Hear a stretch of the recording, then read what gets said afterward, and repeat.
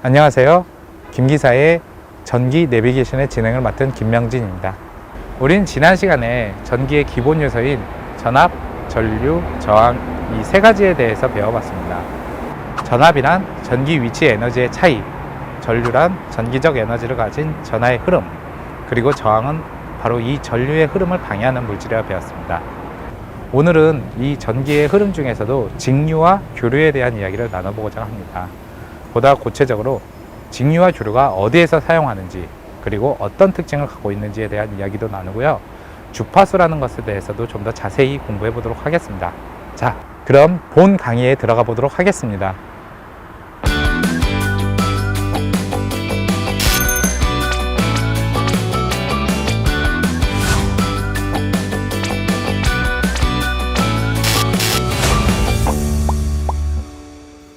예, 제2강입니다. 전기의 기초인 직류와 교류는 무엇이고 어디에 쓰일까요? 이것에 대해서 여러분과 함께 이야기를 나누고자 합니다. 전기의 이제 전압, 전류, 저항 그 기본 요소 외에 이제 여러분들도 좀 들어본 듯한 단어 중에 하나가 직류와 교류입니다. 그런데 당장 전기를 쓸 때는 그냥 우리가 찌리릭 전기가 온다 뭐 그런 것만 알고 있지, 실제로는 그 두 가지의 전기가 나눠져 있습니다. 직류와 교류. 그런데 이게 이제 과연 정말 찌리릭 오는 것이 직류인지 교류인지, 사실 전기를 이렇게 사람이 직접 손을 대고 알아본다는 건 어리석지요. 그래서 이것에 대해서 한번 여러 가지 이제 사례와 그리고 어떤 성질을 갖고 있는지에 대해서 이야기를 나눠보겠습니다. 먼저 직류에 대한 이야기를 해보겠습니다. 직류, 한자 단어에서도 느끼시겠지만은 이제 직선으로 쭉 그어지면서 전압과 전류가 흐르는 방식입니다. 이게 굉장히 이제 직선으로 쭉 그어졌다는 것만으로도 간단하다는 것을 알 수가 있죠. 실제로 이 직류라는 것은 우리가 이제 자연 현상에서도 볼 수 있는 전기가 바로 직류 전기입니다. 대표적인 게 이제 그 벼락 같은 것, 이것도 직류이고요. 그리고 우리 그 바다에 사는 물고기 중에 뭐 전기뱀장어 같이 이제 감전을 시켜서 이 적을 이렇게 해치우는 그런 물고기들도 직류이고, 하다못해 이제 건전지를 만들게 된 그 예전에 이 갈바니 전지 이런 것들도 전부 다 그 직류라는 전기를 이용합니다. 사실 그러다 보니까 이 직류는 굉장히 이제 자연 현상과 관계가 있고요. 그리고 영어로는 이제 DC라고 많이 씁니다. 이 DC라는 것을 그 우리가 이제 전기를 접하기 전에 건전지에서도 많이 사람들이 보셨을 거예요. DC 9V, 뭐 DC 1.5V, 이 DC라는 거는 다이렉트 커렌트 그 약자입니다. 그래서 DC를 사용하고 있고요. 이 직류는 굉장히 이렇게 단순하게 직선을 쭉 그어지다 보니까 장단점이 시간에 따른 전력의 변화가 없고 굉장히 단순하기 때문에 전기 전제 회로를 설계해서 표현하는데 굉장히 안정적입니다.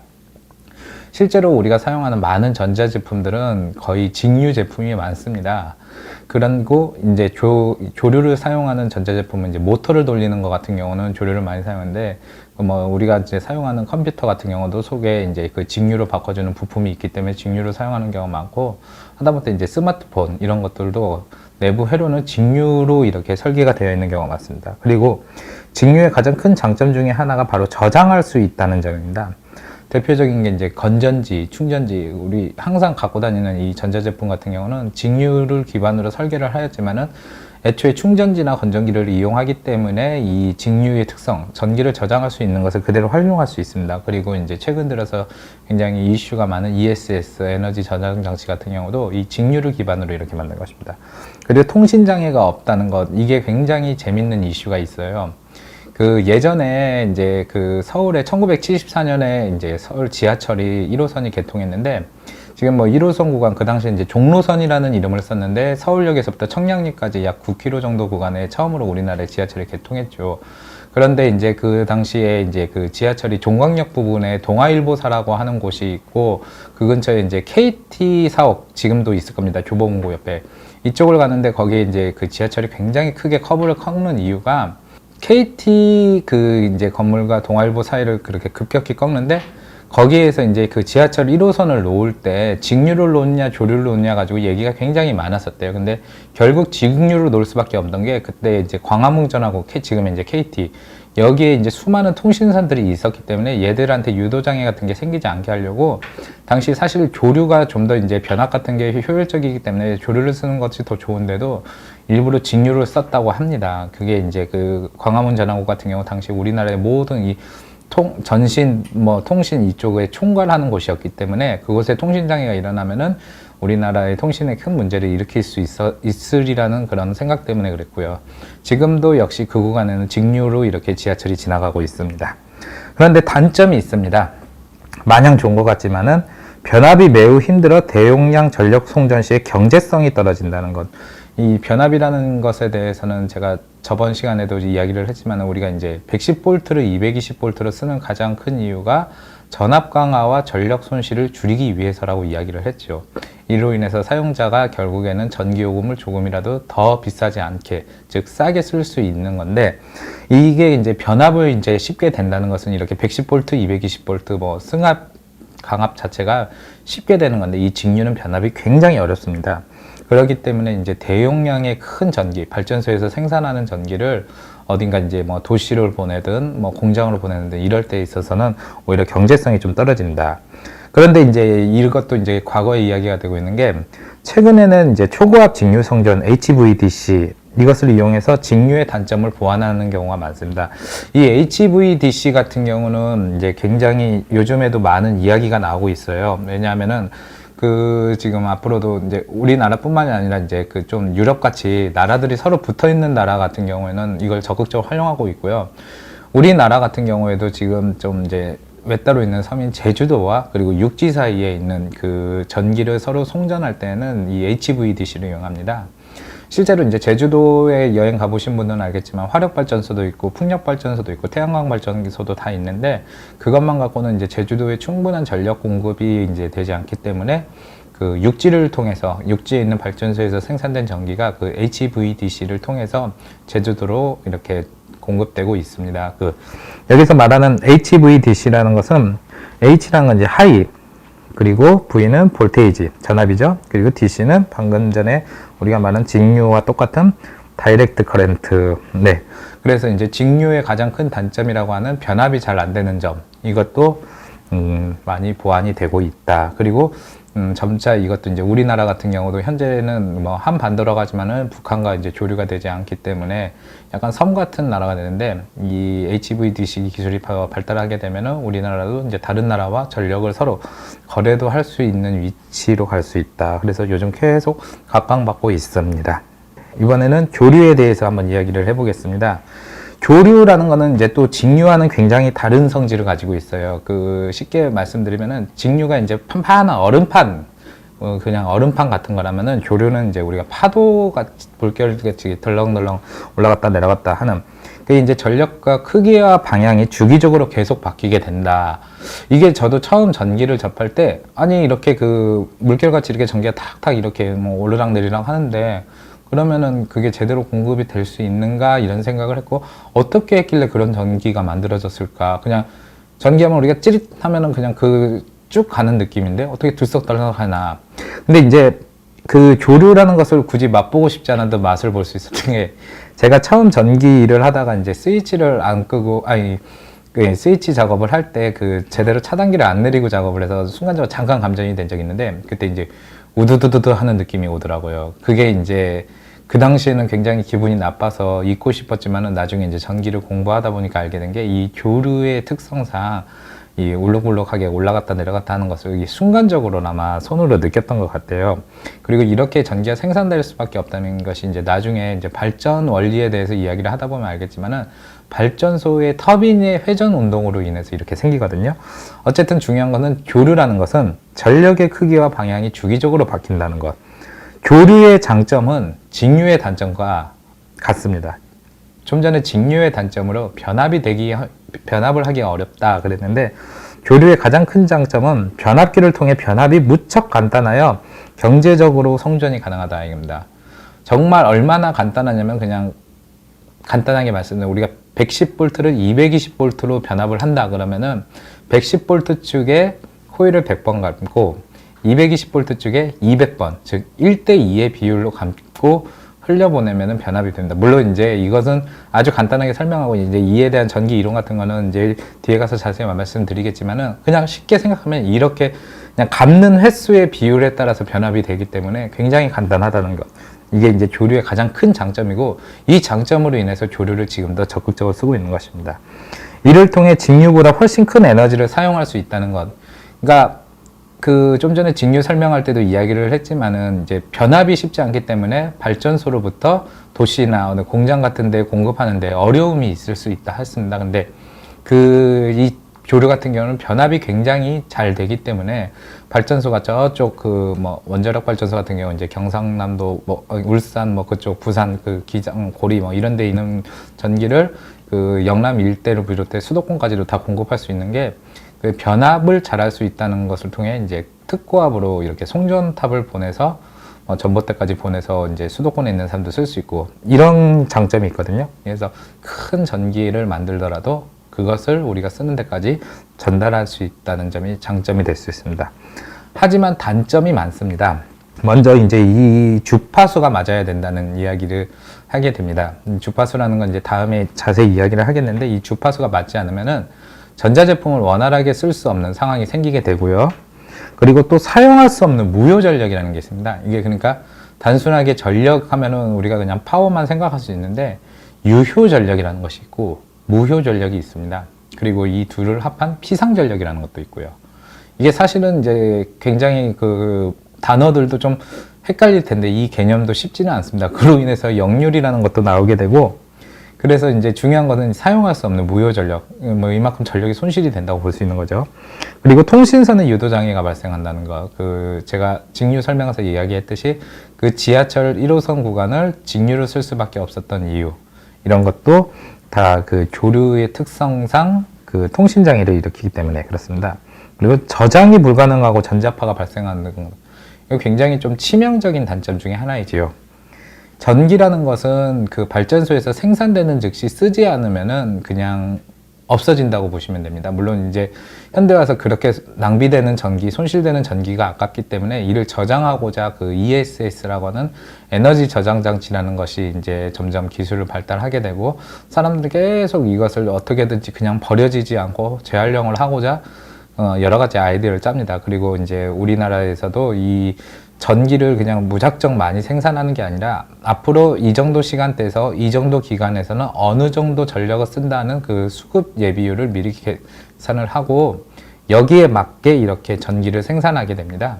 그냥 무작정 많이 뽑으면 다 낭비가 될 수 있고요. 또 무작정 적게 뽑게 되면은 블랙아웃이라 해서 대정전 사태가 일어날 수도 있기 때문에 그걸 정확하게 잘 맞추는 것이 굉장히 어렵습니다. 어쨌든 저장이 불가능한 조류의 특성상 이렇게 많은 그런 것이 필요하고요. 또 많은 그 논란 중에 있는 전자파, 뭐 여러 가지로 이제 많은 이야기를 남기고 있죠. 이런 것이 생기는 것도 조류의 특징입니다.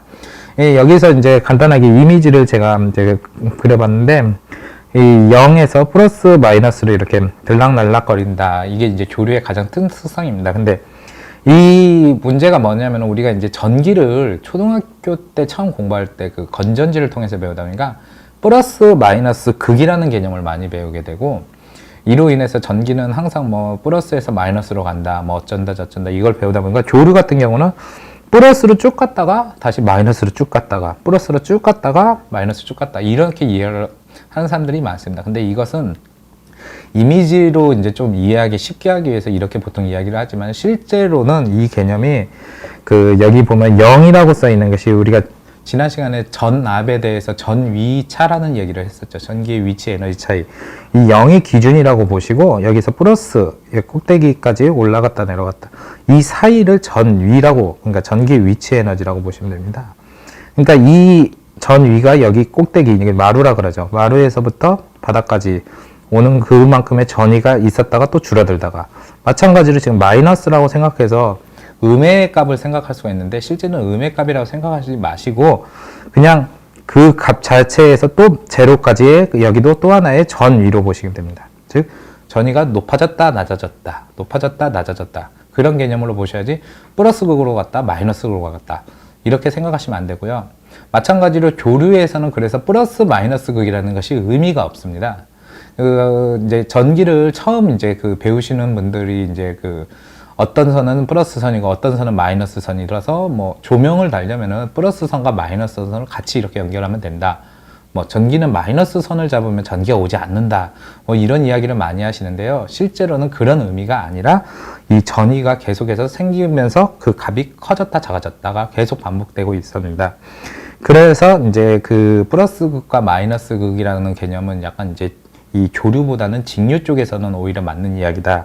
이 정도는 좀 알아두셔야면 되겠습니다. 그리고 실제로 이렇게 이제 물결 모양으로 이렇게 있으면 어떻게 우리가 전기 에너지라는 것이 이제 전달이 되냐. 이거는 제가 그 단체 줄넘기를 많이 예로 듭니다.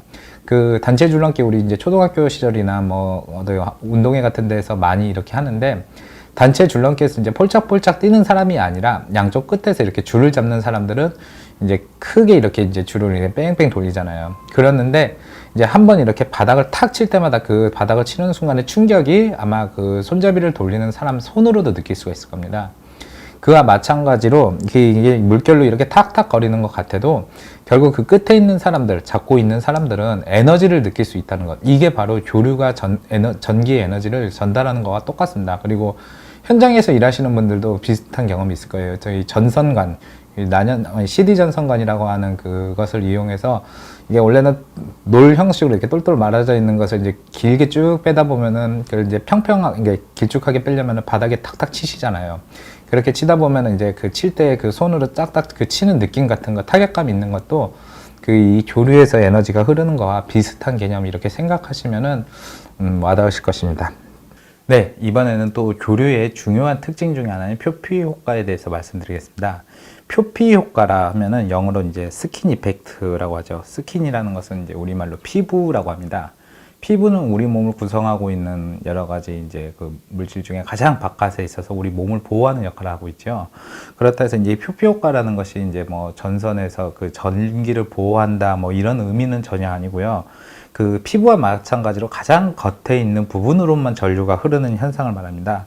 좀 더 이제 구체적으로 말씀을 드리면, 전선 도체에 흐르는 전류가 주파수가 높아짐에 따라 전선 도체의 단면 전체를 균일하게 흐르지 않고 겉부분으로 모여서 흐른다. 이게 무슨 이야기냐면은 이 그림을 보시면 알 수 있습니다. 이게 이제 전선을 가운데로 이렇게 딱 잘라가지고 보이는 단면적이라고 볼 수 있는데요. 이 단면적에서 겉에 검은색 부분을 우리가 흔히 말하는 피복이라 그러죠. 비닐로 되어 있는 전선을 보호하는 피복, 그리고 이 가운데 구리가 이제 심선이라 그럽니다.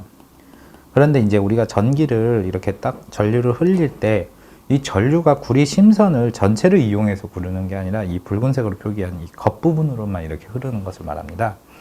결국 이렇게 이제 표피 현상이 심해지면 어떤 문제가 있냐. 예를 들면 전선이 더 굵으면 굵을수록 그만큼 이제 그 전선 가격이 비싸지게 되죠. 그만큼 구리를 많이 사용하기 때문에.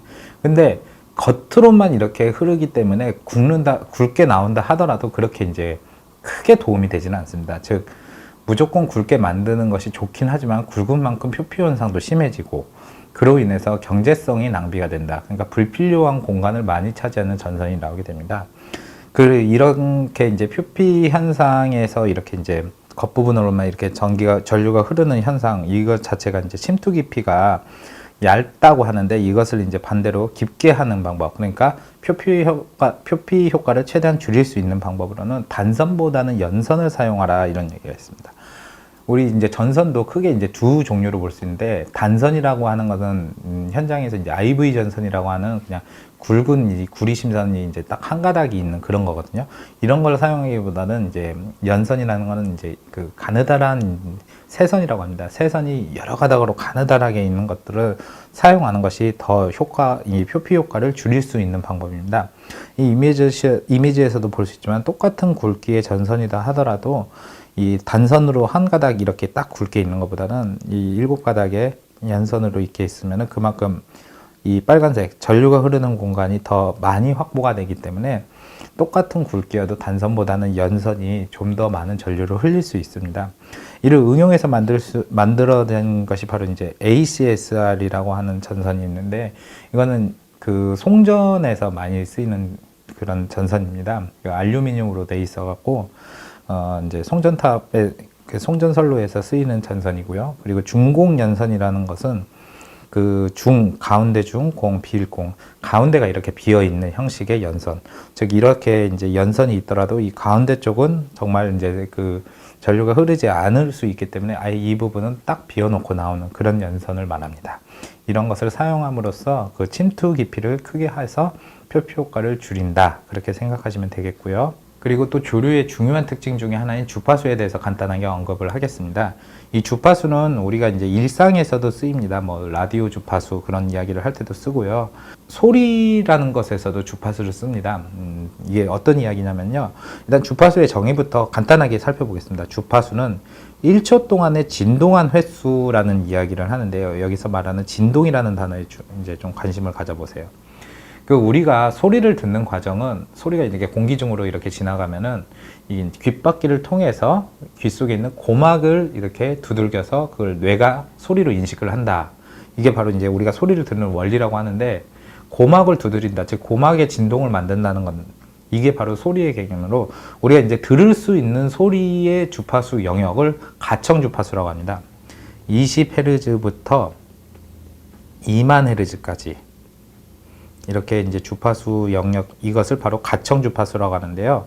이게 이제 가장 이제 정상적인 사람이 이제 10대 때 이 주파수 영역이 가장 넓은데, 나이가 들면 들수록 이제 우리가 들을 수 있는 소리가 점점 약해집니다. 이제 원래는 이 주파수가 2만 헤르츠까지 들을 수 있는데, 50대 어르신들 같은 경우는 보통 이제 16,000 헤르츠 정도 듣게 되고, 그러다 보니까 우리가 이제 나이 많으신 분들과 대화를 하다 보면 나이 많으신 분들이 좀 이제 말을 제대로 못 알아들으시는 이유가 이 가청 주파수 영역이 이제 크게 떨어지기 때문에 그렇습니다.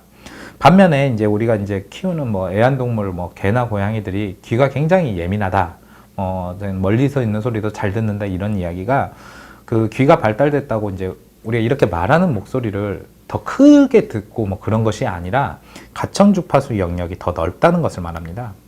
그렇기 때문에 이제 사람이 들을 수 없는 소리 같은 것도 이렇게 더 잘 들을 수 있는 게 있고요.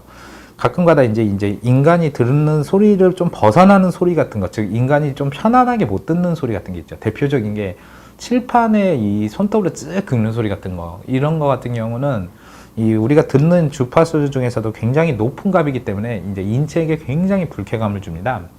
마찬가지로 이 높은 소리도 불쾌감을 주지만 낮은 소리도 불쾌감을 주죠. 이제 이건 뒤에 가서 이야기를 하겠지만, 우리가 쓰는 전기의 경우는 60Hz를 쓰기 때문에 이 전기가 굉장히 많이 있는 이 변전소, 변압기 뭐 이런 데에서 나는 우웅하게 낮게 깔리는 소리가 이 60Hz에서 나는 이 진동 소음이거든요. 이것도 굉장히 낮기 때문에 이제 사람이 듣다 보면은 좀 뭔가 되게 불쾌함을 주죠. 그래서 인간이 평온하게 듣는 소리를 계속 듣는 게 좋은데, 칠판 긁는 소리나 아니면 변압기에서 나는 우웅하는 소리나 이런 것은 사실 인간이 들을 수 있는 가청 주파수 영역에서 굉장히 변두리 값이기 때문에 사람이 느끼기에 굉장히 불쾌하다. 이건 이제 좀 그냥 기본적으로 좀 알고 계시면 좋은 상식이고요. 그리고 이제 주파수의 개념에 대해서 좀 더 자세히 알아보겠습니다. 주파수라는 것은 이제 영어로 프리퀀시라고 쓰고요. 여기서 이제 첫 글자인 F를 따서 기호는 F, 그리고 단위는 독일의 과학자인 헤르츠를 따서 헤르츠입니다. 이 대소문자 구분은 확실히 하셔야 되고요. 주파수를 이제 그림으로 그리면은 이 물결 모양, 좀 전에 제가 설명드렸던 교류와 비슷하게 이게 위아래로 이렇게 계속 그림이 이렇게 곡선이 그려져 있는 형태이죠. 여기서 보시면은 이제 가장 꼭대기에 있는 것을 마루라고 하고, 가장 아래쪽에 있는 골이라고 합니다. 가장 꼭대기 지점, 그리고 꼭대기 지점 두 개 골 이렇게 있죠. 그러면은 여기서 시작해서 마루까지 갔다가 골로 갔다가 다시 마루로 오기 전에 여기 이렇게 딱 하나에 올라갔다 내려갔다 반복하는 것, 이게 이제 주기라 그러고요. 이게 1초 동안 한 번 있으면 그게 바로 1Hz가 되는 겁니다.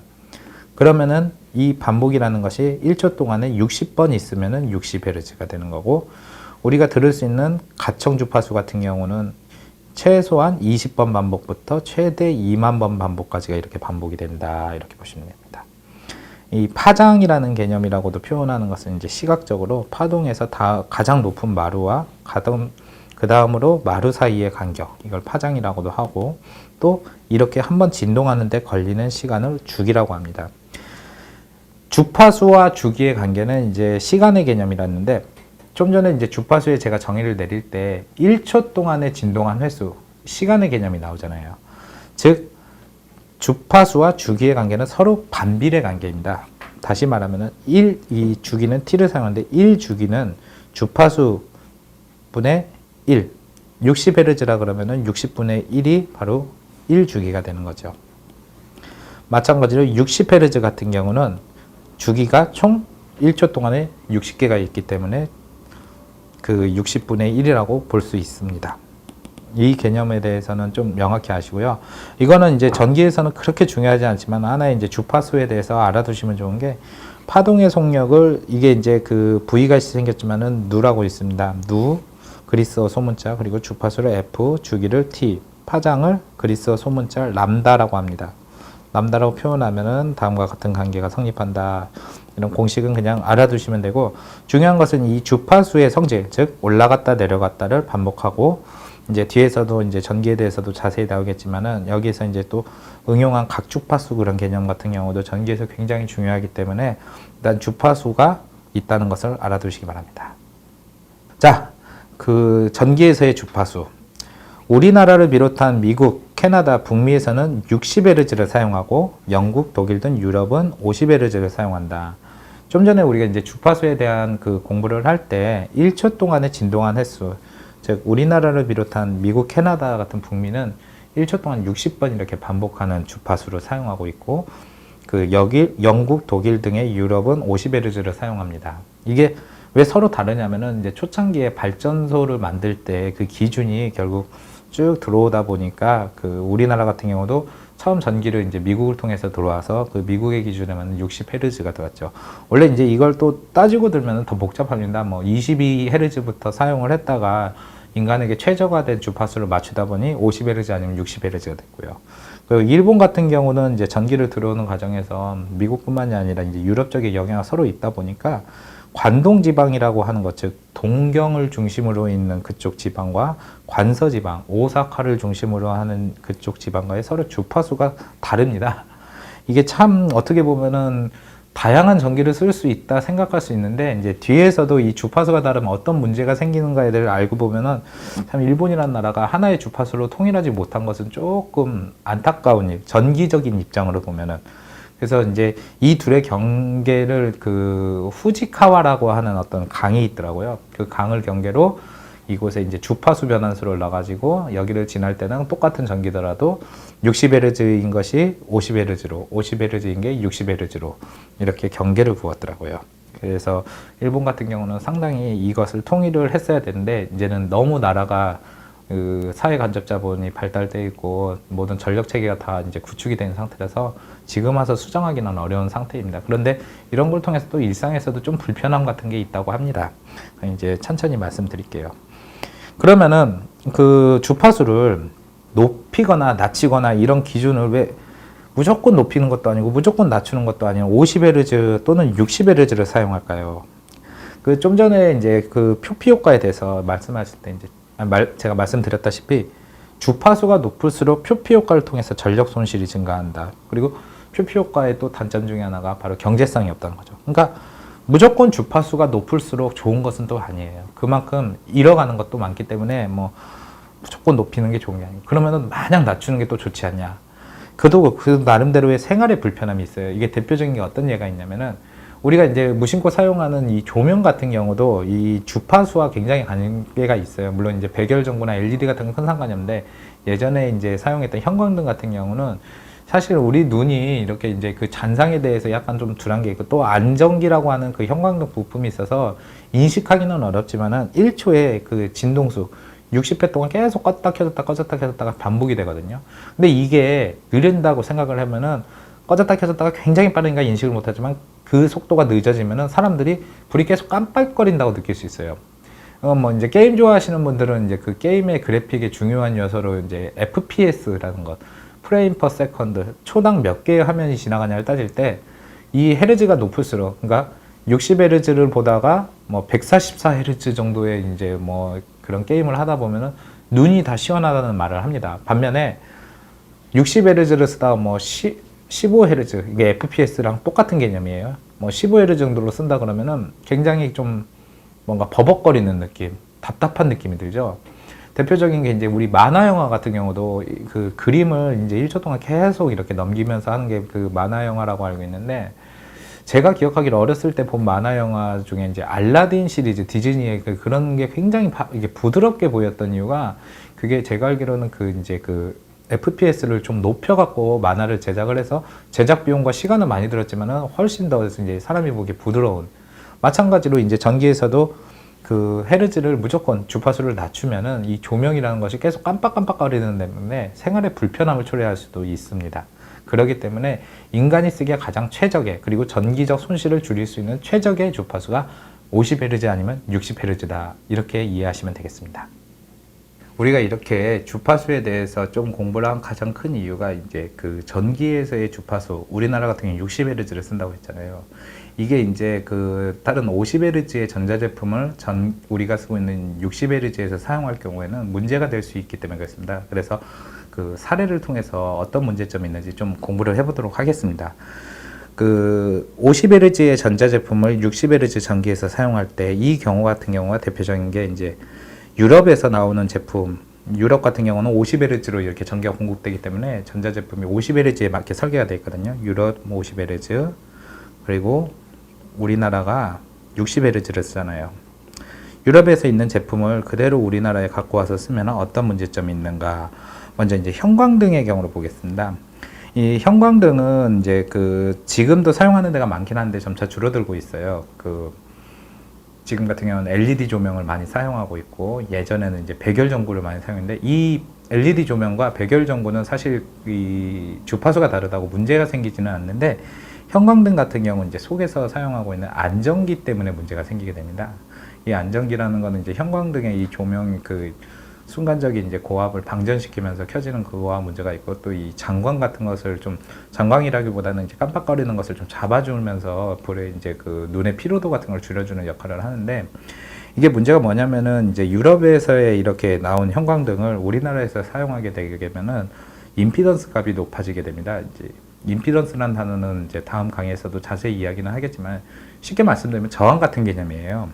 그렇기 때문에 저항이 많다는 이야기는 전류가 흐르기 어렵기 때문에 등이 전반적으로 어둡고, 또 이제 처음 딱 켰을 때 그 불이 참 바로 켜지는 게 아니라 좀 뭐 깜빡깜빡거리면서 켜지거나 좀 느리게 켜지거나 이런 식으로 점등이 잘 안 되는 문제점이 있습니다. 그리고 카세트, 세탁기, 냉장고, 이 세 가지의 공통점이 무엇일까요? 세 글자로 되어 있다. 그건 아니고요. 모두 이제 그 전동기, 모터를 기반으로 이렇게 움직이는 제품입니다. 카세트 같은 경우도 그 요즘 이제 젊은 친구들은 좀 낯설긴 하지만은 제 또래를 비롯해 저보다 좀 나이가 많으신 분들은 많이 접했을 거예요. 그 테이프를 이렇게 돌리기 위해서 초소형 모터가 들어가 있고, 세탁기 같은 경우는 다들 아시다시피 이제 그 모터가 회전하면서 세탁도 하고 탈수도 하고, 냉장고 같은 경우도 그 안에 이제 그 팬 같은 게 웽 돌아가면서 안에 이제 그 냉각 같은 것도 하고 서리도 제거하고 이런 역할을 하는 것이 다 전부 다 전동기가 들어있는데, 이 전동기가 들어가는 제품들 같은 경우는 주파수에 영향을 많이 받습니다. 왜 그러냐면요, 우리가 이제 분당 회전수라는 개념을 조금 아셔야 될 게 있어요. 분당 회전수라는 거는 1분당 몇 회 회전하냐, 이게 이제 영어로는 RPM이라는 단어를 씁니다. 많이 들어보셨을 거예요. 그 자동차 같은 경우도 엔진 회전수의 단위로 RPM, 이게 롤링 퍼 미닛 약자거든요.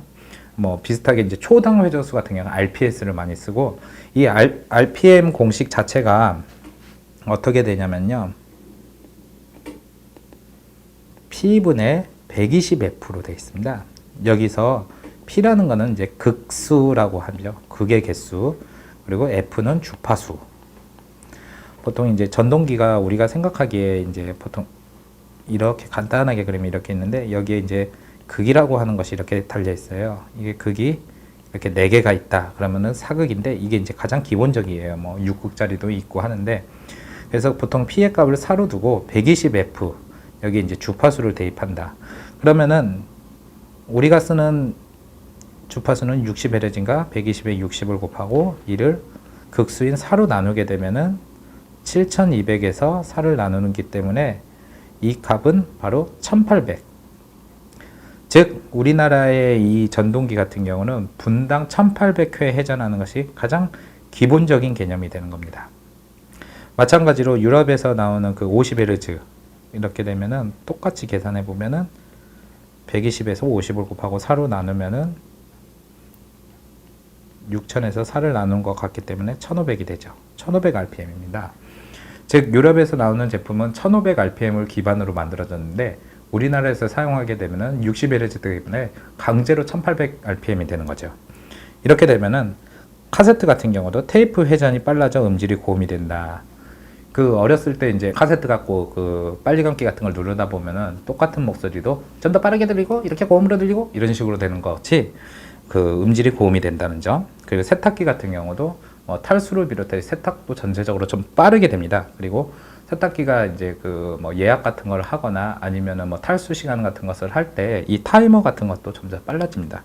근데 이게 뭐 그 세탁기가 빨라진다고 해갖고 뭐 세탁력이 더 좋아지거나 탈수력이 좋아지거나 뭐 그럴 수는 있지만은 전동기라는 것이 어떻게 보면 자신의 어떤 그 성능을 최대한 맞춘 것이 그 기준이 있는데 그 기준을 넘어서서 과회전을 하게 되면 그만큼 또 세탁기한테는 수명이 단축되고 무리가 가는 그런 일이 생길 수가 있죠. 그리고 냉각 능력은 변하지 않는데 서리 제거가 빨라진다. 냉장고 같은 경우인데 이 냉각 능력 자체는 이제 그 원하는 온도까지 떨어지면 되니까 큰 문제는 없는데 서리 제거를 할 때 팬이 돌아가거든요. 그 성해가 끼면은 그를 이제 그 공기를 순환을 시켜가지고 성해가 이제 생기지 않게 해야 되는데 그 팬을 돌아가는 회전수가 빠르기 때문에 결국 이 서리 제거 자체도 빨라집니다. 그리고 이제 전기 시계라는 것은 요즘도 많이 쓰이고 있어요. 대표적인 게 그 인테리어 공사 같은데 하면 이제 거실에다가 LED로 이렇게 딱 달려 있어가지고 전자시계 같이 딱 있는 그런 거. 근데 이제 그게 건전지 방식이 아니라 어디서 전원선을 따가지고 벽 속에 숨겨갖고 이렇게 딱 하면 되게 깔끔하고 요즘 많이들 이렇게 인테리어 하는데 이것도 이제 그 주파수의 개념으로 시간 계산을 하게 됩니다. 1초에 60Hz를 회전한다 그러면은 1분에 3600회 그런 개념이 되잖아요. 그 개념에 맞춰 갖고 이제 시간을 계산을 해 가지고 하는 건데 말 그대로 유럽의 기준으로 했으면은 1초에 50 그러면은 1분에 3000이죠. 그 3000 동안의 그 주파수를 기준으로 이렇게 딱 만들었는데 우리나라에서 더 이 3600으로 이렇게 들어가게 되면은 더 시간이 빨라질 수밖에 없는 거죠. 그런 문제점이 생기고 전열기라고 하는 거는 이제 그 전기난로 같은데 전기난로의 기반은 저항입니다. 이 저항 같은 경우는 실제로 주파수와 영향이 없기 때문에 따로 이 전열기는 주파수가 다르더라도 문제없이 쓸 수 있고요. 텔레비전 같은 경우는 아예 영향이 없는 거는 아닌데 크게 영향은 없다. 이게 어떤 차이가 있냐면은 그 비디오 같은 걸 출력할 때 이제 좀 영상 쪽을 공부해 보신 분들은 NTSC 방식과 PAL 방식 이렇게 두 가지 방식으로 있는데 이것도 이제 그 미국제의 어떤 방송 송출이냐 아니면 유럽 쪽, 일본 쪽 그쪽의 방송 송출이냐에 따라서 그 화면의 주파수 같은 것이 조금 다르게 이렇게 쏘기 때문에 뭐 화면이 좀 버벅거리는 느낌이 있는가 하면은 생각보다 조금 부드럽게 보이고 뭐 그렇다해서 애초에 제작된 영상보다 부드러워질 수는 없죠. 그렇게 약간의 영향 정도는 있다 이렇게 생각하시면 됩니다. 근본적으로 이제 그 주파수가 이렇게 다르다고 해갖고 이제 뭐 크게 뭐 전자제품이 고장 나거나 뭐 그러지는 않지만 사용하는데 좀 불편함이 있을 수 있다. 그리고 수명이 단축될 수 있다. 이런 것은 좀 알아두셨으면 좋겠습니다. 그리고 이제 그 주파수의 영역에서 이제 조금 더 알아두셔야 될 게 각주파수라는 개념이 나옵니다. 이 각주파수라는 것은 이제 또 다른 말로는 각진동수라고 하죠. 그리고 그 우리가 주파수가 1초 동안에 이제 그 단순히 이제 진동한 횟수를 말하는데 여기서는 이제 그 회전한 수라는 개념으로 약간 좀 시각적인 개념이 있습니다. 그러니까 우리가 원을 하나를 딱 봤을 때 1초 동안에 한 바퀴 원을 회전했다. 그러면은 그게 이제 각주파수가 1Hz가 되는 거죠. 근데 그 여기서는 헤르츠를 쓰는 것이 아니라 나디안초라는 또 새로운 개념을 쓰게 됩니다. 즉 초당 나디안. 이 나디안이라는 개념은 좀 각도를 표현할 때 이제 쓰는 방법인데요. 이거에 대해서는 이제 추후 좀 자세히 얘기를 해드릴게요. 일단은 그 단위는 초당 나디안을 쓴다. 그렇게 되고 기호는 오메가.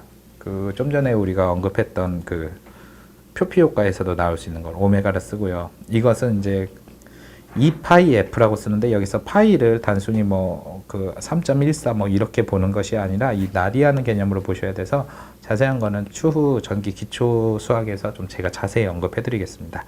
여튼 그 각주파수라는 개념은 이제 그 교류 전기를 이해하는 데 되게 중요하고 많은 공식에서 활용되기 때문에 이 오메가는 2파이 F다. 이 정도는 확실히 알아두시고 여기서 F는 우리가 사용하고 있는 60Hz다. 이걸 꼭 암기하시면은 많은 전기 공부하는 데 도움이 되실 겁니다.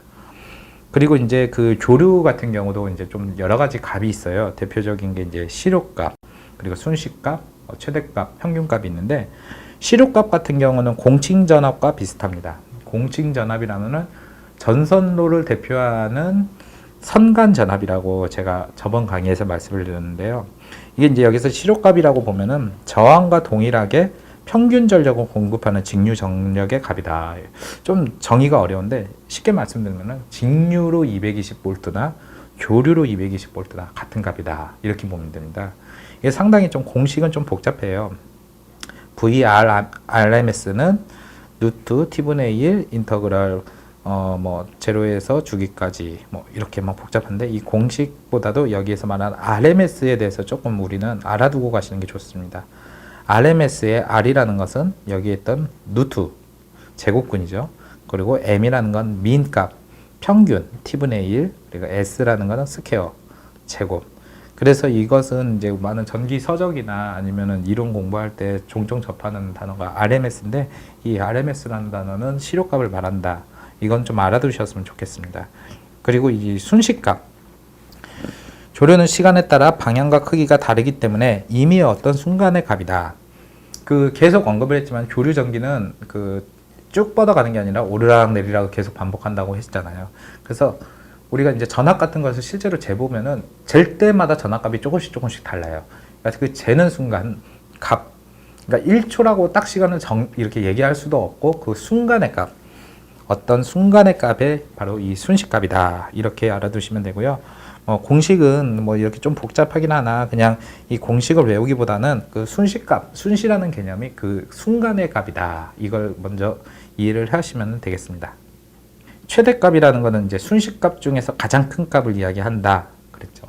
순시값이 오르락 내리락 하면서 그 순간의 값인데, 이 오르락 내리락 하더라도 가장 꼭대기에 올랐을 때 값이 가장 크겠죠. 바로 그 개념이 바로 최대값인 겁니다. 그 보통 이제 그 최대값은 루트 2 VRMS, 이제 전압 같은 경우는 이렇게 구하는데요. 이 VRMS가 좀 전에 언급했던 그 전압의 시료값이잖아요. RMS가 시료값이란 걸 알아두시죠. 그래가지고 그 시료값이 220V, 그래서 이 루트 2가 보통 1.414 정도인데, 이를 곱하게 되면은 약 318V 정도가 나옵니다. 그래서 우리가 쓰는 220V가 나올 수 있는 최대값, 이것도 이제 최대값이라 해서 318V가 나왔다 해서 계속 쓰는 것이 아니라 그 순간 잠깐 아주 순시값 개념이기 때문에 실제로는 우리가 측정한다 해도 그 값이 나오기가 쉽지가 않을 거예요. 아주 잠깐 동안 그렇게 나왔다가 다시 뚝 떨어지고 그런 개념이다. 이렇게 생각하시면 되고요. 평균값이라는 것은 이제 조류에서의 평균값은 사인파 곡선의 반주기를 평균한 값이다. 사인파 곡선이라는 것은 이 사인이라는 게 이 삼각함수 삼각비에서 이제 사인을 말하는 건데요. 이것도 이제 제가 추후 전기 기초 수학에서 좀 자세히 언급해 드릴게요. 그냥 사인파 곡선 하면 옆에 있는 이 그래프처럼 오르락 내리락을 계속 반복하는, 좀 전에 얘기한 주파수, 그 곡선의 반주기 값을 평균한다. 자, 우리가 아까 전에 주기라는 것이 마루, 그리고 그 다음에 또 있으면 이 마루 사이의 값을 주기라고 했잖아요. 근데 이 전체 한 주기, 이 하나의 주기의 평균을 값을 안 하고 반주기를 했습니다. 왜 하나의 주기로 의한 평균값을 하지를 않을까요? 왜냐하면은, 자, 마루에서부터 다음 마루까지 오면서 여기서 이만큼 떨어지고, 또 여기에서 마이너스 0이 있고, 또 이 반 정도가 여기와 여기가 값이 똑같죠. 즉 플러스 영역과 마이너스 영역이 합한 값이 같기 때문에 똑같은 값에서 똑같은 값을 빼면은 제로가 되고, 제로의 평균값은 의미가 없는 거죠. 그렇기 때문에 그 한 주기를 통해서 평균값을 재는 게 아니라 반주기, 예를들면은 이 플러스 영역만 또는 이 마이너스 영역만 이렇게 평균한 값입니다. 대략 계산을 해보면은 220V 기준으로 약 198V 정도가 나옵니다. 그런데 조류는 이렇게 이제 다양한 값이 있어요. 시료값도 있고, 순시값도 있고, 최대값도 있고, 평균값도 있는데, 처음에 언급했던 직류의 경우는 이런 것이 큰 의미가 없습니다. 간단하게 이제 그래프로 보면은, 처음에 직류 우리가 설명할 때 그냥 직선을 이렇게 쭉 있는다 그랬잖아요. 그래서 직류라고 했잖아요. 그렇기 때문에 최대값이라는 것이 없어요. 다 똑같은 값. 평균값이라는 것도 의미가 없어요. 최대값이자 곧 평균값. 시료값도 의미가 없어요. 다 같은 값. 하다못해 순시값도 딱 찍으면 나오는 값이기 때문에 큰 의미가 없고, 다만 조류의 경우는 이렇게 매초 60회 동안 오르락 내리락을 반복하기 때문에 이런 값의 차이가 있다. 이걸 알아두시면 됩니다. 제가 개인적으로 생각하기에 우리가 이제 전기공학이 굉장히 어렵다. 전기 이론이 어렵다. 이런 이유가 이 바로 교류의 특성, 물결처럼 오르락 내리락을 반복하기 때문에 좀 사람들이 쉽게 와닿지가 않는 것도 있고 그래서 더 어렵게 느껴지는 것 같아요. 앞으로도 계속 이제 전기 이론에 대한 이야기를 하다 보면 느끼시겠지만은 사실 이런 개념 자체가 사람들이 눈에 보이지도 않는 데다가 이 수학 자체도 굉장히 좀 쉽지가 않아 보이잖아요. 뭐 누트만 보더라도 벌써부터 이제 막 손살에 치시는 분들도 있고, 예, 그래서 어렵게 느껴지는 건데 그래도 저와 함께 차분하게 이 설명들을 듣고 이해하시면은 그래도 아주 뭐 못해 먹을 정도로 어려운 건 아니다는 것을 느끼실 수 있겠습니다. 일단 오늘 강의는 여기까지 하고요. 이제 다음 강의에서는 우리 이제 전기에서도 굉장히 이제 다양한 법칙들이 있습니다. 근데 그 많은 법칙들을 모두 다 다루는 것은 사실 전기에 대해서 또 한번 어려움을 만드는 거라서 중요하면서도 가장 기초적인 법칙 몇 가지, 뭐 여러분도 중학교 때 배우는 오매 법칙을 비롯해서 다양한 법칙들과 그것이 어떻게 활용을 하는지 우리가 한번 좀 이야기를 나누도록 하겠습니다. 예, 여기까지 시청해 주셔서 감사합니다.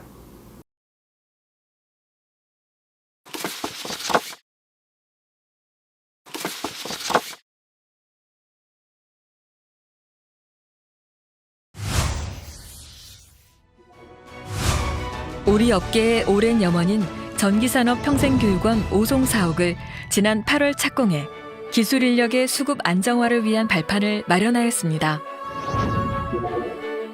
금년 1월 기준 12.5%의 공정이 진행된 오송 사옥은 우리 업계의 만성적인 기술 인력난 해소를 위해 신규 인력의 발굴에서부터 고급 인력 양성까지 그 역할을 성공적으로 수행할 전망입니다.